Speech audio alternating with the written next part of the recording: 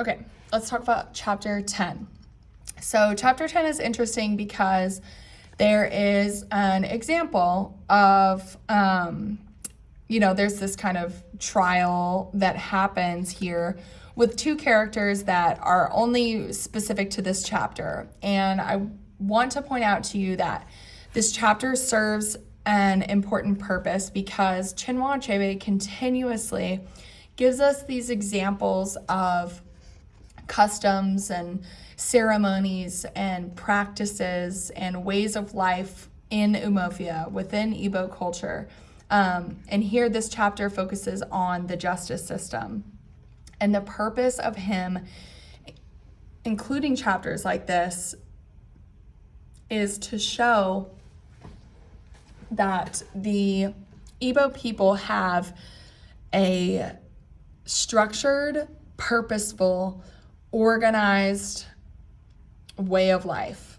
Here specifically in terms of their justice system, and that although this may seem different to not only us, like literally us, the reader in 2024, looking at the way that this culture kind of handles crimes and the idea of law and order, although it may be different, that does not mean that it is not sophisticated, that it is not organized, that it is not purposeful, and that it is not successful.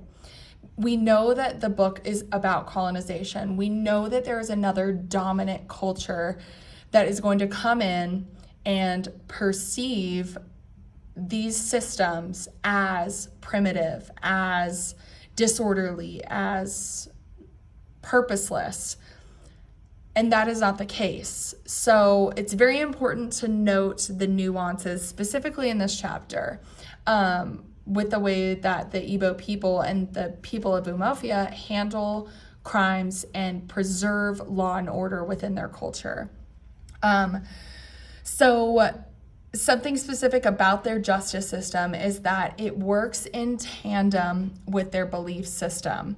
So all of their aspects of spirituality and what they believe and the commands and, kind of,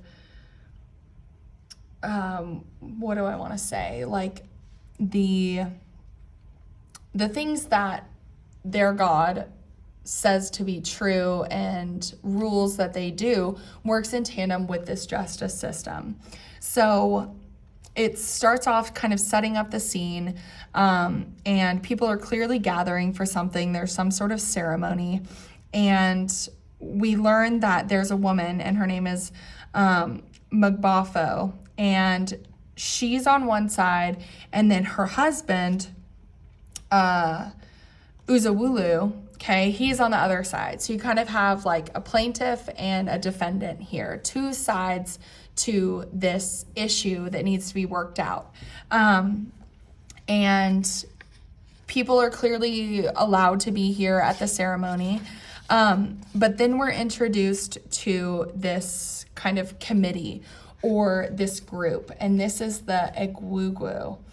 And the Egwugwu is described on these pages. So you can see that everyone's kind of gathered. There is a house that these people kind of come out from.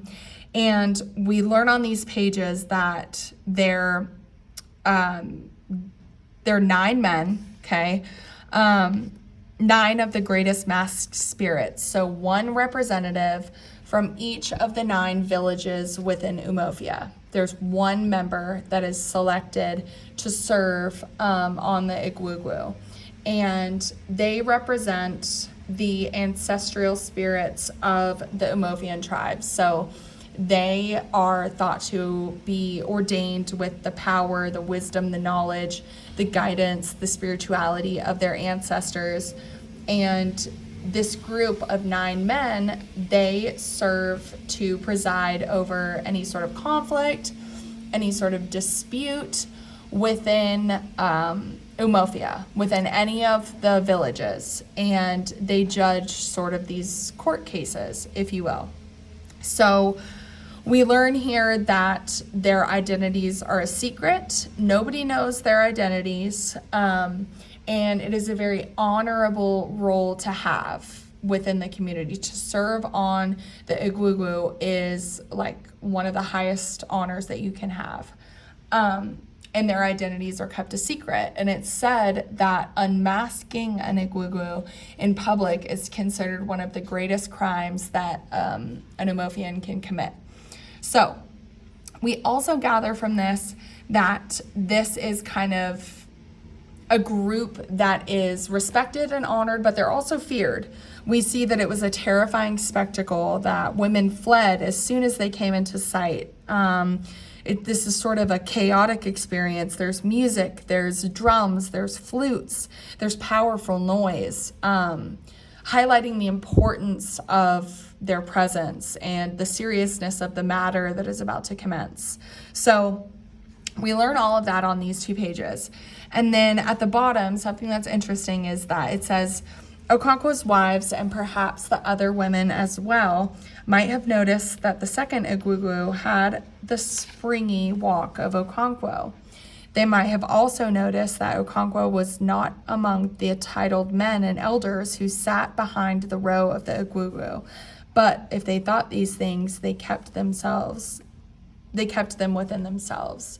So, hinting that Okonkwo might actually be a member of this council and of this tribe, reinforcing his role and kind of the power that he has within his community.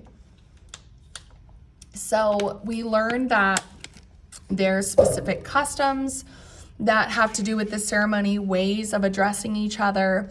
But when it all comes down to it, and it talks about the hearing began, we have Uzewulu, and he steps forward and he presents his case. So he's kind of like the plaintiff here. He has a grievance, and he says that his wife, Mugbafo, she was living as his wife. They have children together, and one day her family, so his in-laws, come, they beat him up, and they take Mugbafo and his children back to live with them. So he no longer has his wife and children living with him, and he has a problem with this.